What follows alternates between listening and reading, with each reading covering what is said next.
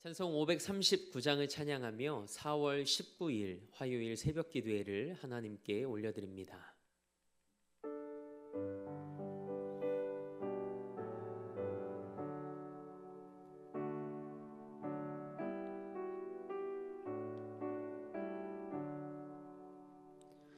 너 예수께 조용히 나가 내 모든 짐 내려놓고 주 십자가 사랑을 믿어 죄 사함을 너 받으라. 주 예수께 조용히 나가 내 마음을 쏟아놓으라. 늘은 미리 보시는 주님, 그는 예를 베푸시리. 주 예수의 은혜를 입어 내 슬픔이 없어지리. 내 이웃을 늘 사랑하여 너 받은 것 거저주라. 주 예수께 조용히 나가 내 마음을 쏟아놓으라. 늘은 미리 보시는 주님, 그는 예를 베푸시리. 주 예수를 친구로 삼아 내 옆에 모시어라. 그 영원한 생명샘물에 내 마른 목 죽이어라. 주 예수께 조용히 나가 내 마음을 쏟아놓으라. 늘은 미리 보시는 주님, 그는 예를 베푸시리. 너 주님과 사귀어 살면 새 생명이 넘치리라.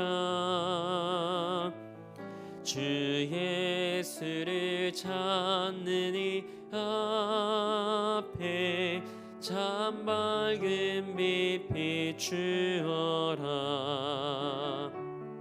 주 예수께 조용히 나가 내 마음을 쏟아놓으라. 늘은 미리 보시는 주님, 그는 예를 베푸시리. 사도신경으로 우리의 신앙을 고백합니다. 나는 전능하신 아버지 하나님, 천지의 창조주를 믿습니다. 나는 그의 유일하신 아들 우리 주 예수 그리스도를 믿습니다. 그는 성령으로 잉태되어 동정녀 마리에게서 나으시고 본디오 빌라도에게 고난을 받아 십자가에 못 박혀 죽으시고 장사된 지 사흘 만에 죽은 자 가운데서 다시 살아나셨으며 하늘에 오르시어 전능하신 아버지 하나님 우편에 앉아 계시다가 거기로부터 살아있는 자와 죽은 자를 심판하러 오십니다. 나는 성령을 믿으며 거룩한 공교회와 성도의 교제와 죄를 용서받는 것과 몸의 부활과 영생을 믿습니다. 아멘. 365장 한 장 더 우리 힘차게 박수하며 하나님께 찬양으로 영광 올려드립니다.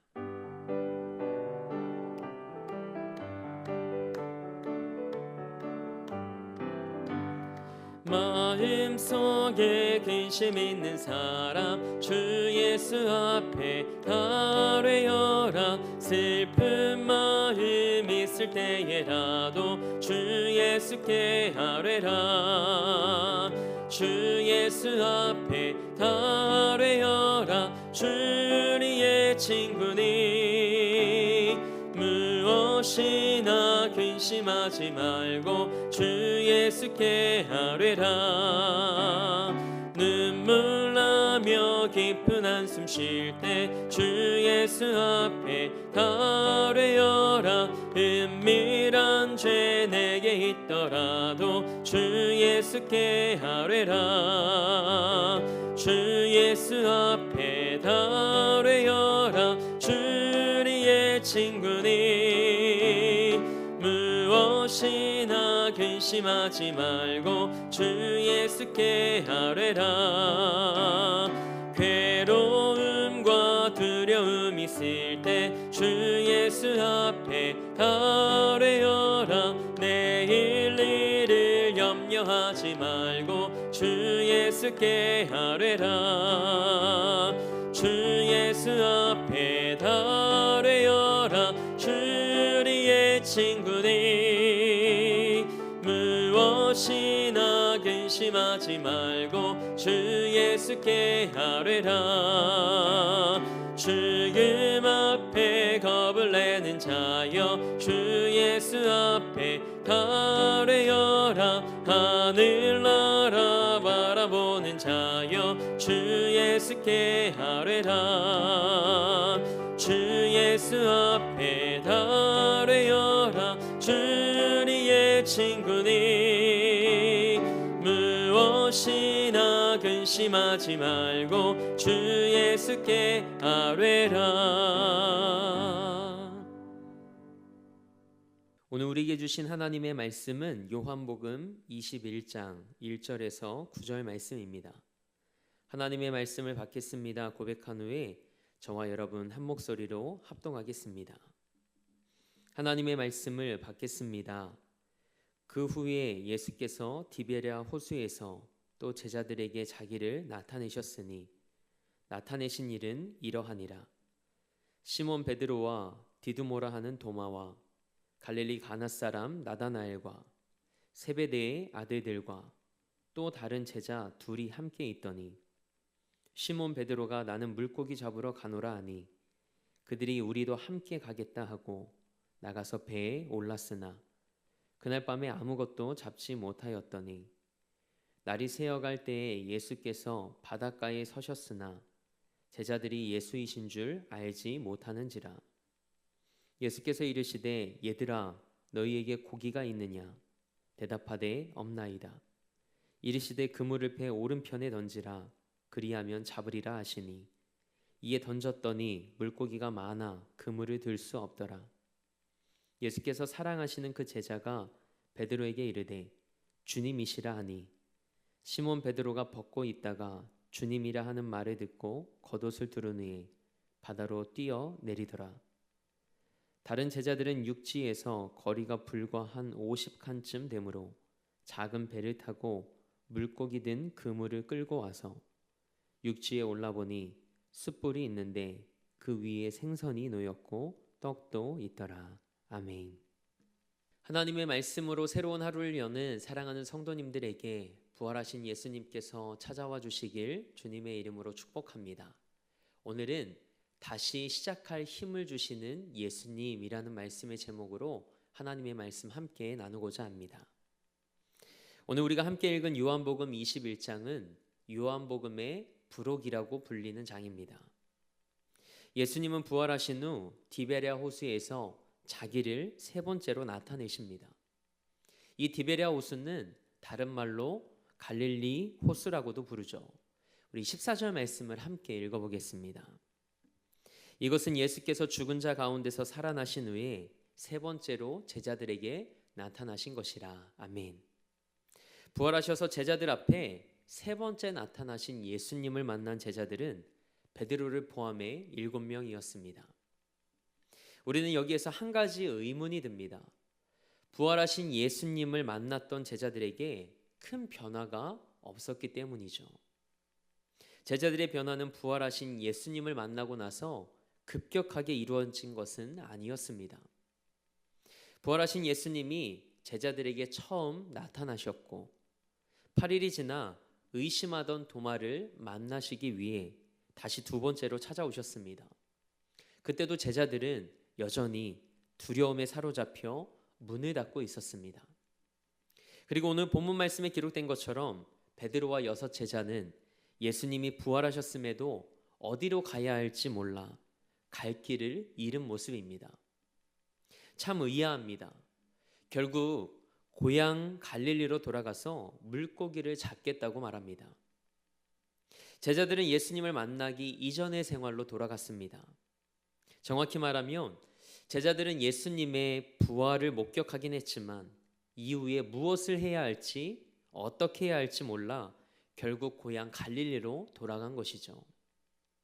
제자들이 이전의 삶으로 돌아간 이유가 무엇이었을까요? 예수님의 말씀을 잊었고 살아가는 목적과 사명을 잃어버렸기 때문입니다. 우리도 마찬가지입니다. 예수님의 말씀을 잊어버리고 살아가는 목적과 사명을 잃어버린다면 우리는 방황하는 인생이 될 수밖에 없습니다. 오늘 말씀 안에서 여러분의 삶의 목적과 사명을 발견하는 은혜가 있길 주님의 이름으로 축복합니다. 그런 그들에게 예수님께서 세 번째 찾아오십니다. 예수님은 제자들이 가야 할 길을 알려주시고 제자들의 마음도 어루만져 주십니다. 베드로와 6 제자는 예수님을 만나기 이전의 삶으로 돌아가 다시 고기를 잡습니다. 그런데 밤이 새도록 아무것도 잡지 못하죠. 제자들은 예수님의 말씀이 생각났을 겁니다. 너희가 나를 떠나서는 아무것도 할 수 없습니다. 그렇게 날이 새어갈 때쯤 예수님이 제자들에게 찾아오십니다.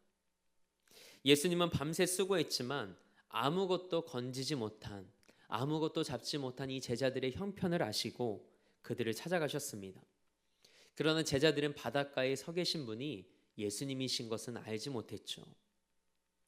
예수님께서 제자들에게 말씀하셨습니다. 그물을 배 오른편에 던지라. 그리하면 잡으리라. 그래서 제자들은 예수님의 말씀대로 그물을 던집니다. 그러자 물고기가 많아 그물을 들 수 없었습니다. 후에 물고기를 세어보니 153마리나 되었습니다. 여러분은 이 말씀에서 어떤 장면이 생각나시나요? 누가복음 5장 말씀이 생각나지 않으십니까? 요한복음 21장 6절 말씀과 누가복음 5장 말씀은 너무나도 닮아 있습니다. 베드로가 예수님을 처음 만났을 때 베드로는 그때도 밤이 새도록 물고기를 단 한 마리도 잡지 못하고 그물을 씻고 있던 중이었습니다. 그런데 예수님께서 한 배에 올라 배에서 무리를 가르치십니다. 무리를 향한 말씀을 마치시고 베드로에게 깊은 데로 가서 그물을 내려 고기를 잡으라고 말씀하시죠. 예수님의 말씀에 베드로가 말씀을 의지하여 그물을 내리리이다 라고 말하고 순종합니다. 그때 고기를 잡은 것이 너무 많아 그물이 찢어질 정도였다고 누가복음 5장 말씀은 기록하고 있습니다. 이 사건을 통해 베드로가 예수님을 따르게 되고 또 예수님은 베드로에게 사람을 낚는 어부가 되게 하시겠다고 말씀하셨습니다. 베드로에게 사명을 주신 거죠. 예수님은 밤새 수고했지만 아무런 소득이 없었던 그 첫 부르심의 그날처럼 베드로를 다시 찾아오셔서 동일한 말씀으로 소명을 다시 기억하게 하십니다. 153마리에 담긴 의미가 무엇인지 정확히 알 수 없지만 한 가지 사실은 분명합니다. 제자들이 이후에 사람을 낚는 어부로서의 삶을 살게 하실 것이라는 암시를 통해 제자들의 사명이 무엇인지를 다시 보여주시고 확인시켜 주신 것이죠. 베드로가 처음 예수님을 만났을 때의 그 사건이 제자들의 눈앞에서 오버랩됩니다.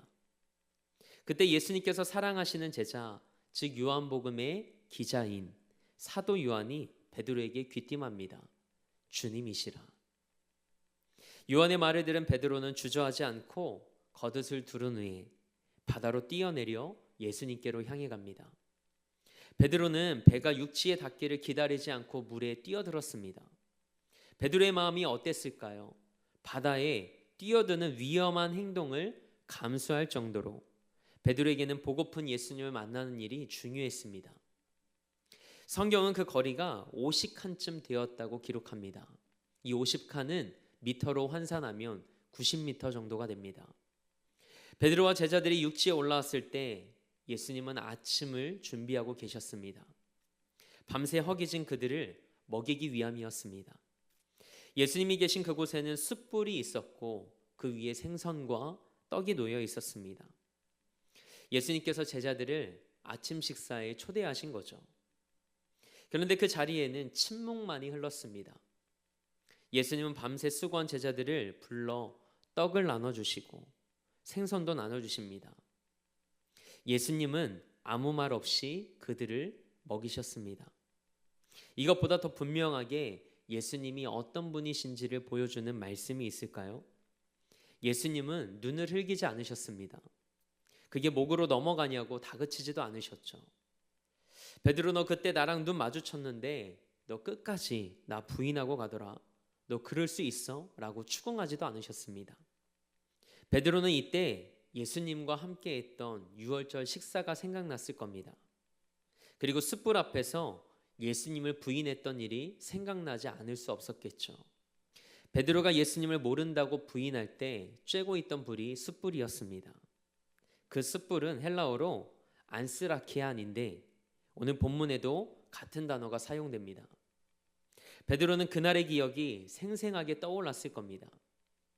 또 숯불 위에 올려져 있는 생선과 떡을 보며 베드로와 제자들은 어떤 생각을 했을까요? 오병이어의 사건이 생각났을 겁니다. 예수님께서 손수 준비하신 음식들과 말씀을 통해 제자들은 예수님과 함께했던 추억이 새록새록 떠올랐을 겁니다. 디베랴 호수는 제자들이 예수님을 처음 만나 예수님의 부르심 안에서 새로운 꿈을 꾸었던 곳이었습니다. 예수님은 제자들이 있던 그곳에 찾아가셔서 그들의 아픔과 상처와 실패를 어루만져 주시며 처음 부르심의 감격을 다시 불러일으키셨습니다. 누구나 실수할 수 있습니다. 또 실패할 수 있습니다. 그러나 예수님은 그게 끝이 아니라고 말씀하십니다. 주저앉아 있는 우리에게 찾아오셔서 우리의 삶을 다시 일으켜 세워주시고 나와 함께 걷자고 말씀하십니다. 그렇게 우리를 다시 사명의 자리로 초대하십니다. 제자들은 부활하신 예수님과의 만남을 반복하면서 조금씩 변화되어 갑니다. 사랑하는 성도님들도 부활하신 예수님과의 만남을 통해 상처와 아픔이 치유되고 예수님 안에서 다시 시작할 수 있는 힘을 얻게 되길 축복합니다. 부르심의 사명을 회복하길 축복합니다. 우리가 회복을 경험하려면 다시 예수님 앞에 서야 합니다. 부활하신 예수님을 만나야 합니다. 예수님이 베풀어 주셨던 은혜와 예수님 앞에서 우리가 지었던 죄 그리고 어긋난 선택들 앞에 직면해야 합니다. 우리의 상처와 아픔과 마주하고 모든 것이 수면 위로 떠오를 때 그때 비로소 치유와 회복의 역사가 시작됩니다. 그래서 죄와 수치심은 숨기는 것이 아니라 예수님 앞에 내어놓는 것입니다. 기도하며 다 토설하고 돌이켜 회개할 때 그때 우리 안에서 하나님이 일하기 시작하십니다. 예수님은 오늘도 여러분의 인생에 찾아가실 겁니다. 우리가 저 바다 끝에 거할지라도 예수님은 우리를 추적하십니다. 믿음의 삶에서 벗어나고 부르심의 자리에서 떠나고 예수님을 부인할지라도 예수님은 끝까지 우리를 찾아오십니다. 예수님은 우리를 실패자요 도망자로 남겨두지 않으십니다. 끝까지 찾아오셔서 우리를 그리고 우리의 믿음과 사명을 다시 일으켜 세워주시는 분이 우리 예수님이십니다. 이 하루를 시작하며 오늘 말씀과 부활하신 예수님과의 만남을 통해 여러분의 삶이 다시 시작할 수 있는 힘을 얻게 되길 원합니다. 부활하신 예수님과 그분의 말씀 안에서 우리에게 주셨던 그 사명을 기억하며 다시 부활의 주님과 함께 걷는 삶이 되길 주님의 이름으로 축원합니다. 함께 기도하겠습니다. 하나님, 우린 연약하여 넘어지고 또 실수합니다. 그래서 하나님의 도우심과 은혜가 필요합니다. 우리의 어떠함 때문에 우리를 사랑하신 것이 아니라 우리의 존재 그 자체로 우리를 사랑하시기에 우리의 삶을 포기하지 않으시고 친히 찾아와 주시니 감사합니다. 여기가 끝이라고 생각하며 길을 잃은 우리 삶에서 예수님을 향한 사랑의 회복을 통해 다시금 우리에게 맡겨주신 믿음의 길을 걸어갈 수 있게 하옵소서. 그리하여 하나님의 영광을 위해 살아가게 하시고 결국 인생의 끝에서 하나님의 얼굴에 미소를 머금게 해드리는 삶이 되게 하옵소서. 이 나라와 열방을 위해 기도합니다. 하나님께서 이 땅과 열방의 주인이심을 고백하오니 하나님의 때에 하나님의 방법대로 이 땅을 새롭게 하시고 고쳐 주옵소서. 우리 대림교회를 위해 기도합니다. 111의 사명을 품고 온 성도가 마음을 모아 함께 기도할 때 그 사명이 이루어지는 것을 목독해 하옵소서. 담임 목사님에게 성령의 능력과 하늘의 은혜를 덧입혀 주옵소서. 그리고 우리 사랑하는 성도들의 삶과 가정과 일터를 지켜주시고 성령으로 충만한 삶이 되게 하옵소서.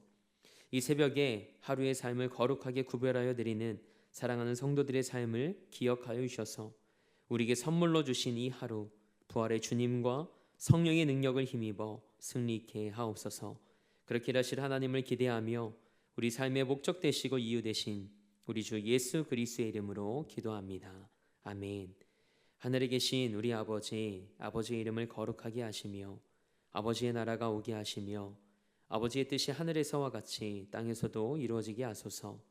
오늘 우리에게 일용할 양식을 주시고 우리가 우리에게 잘못한 사람을 용서하여 준 것 같이 우리 죄를 용서하여 주시고 우리를 시험에 빠지지 않게 하시고 악에서 구하소서. 나라와 권능과 영광이 영원히 아버지의 것입니다. 아멘.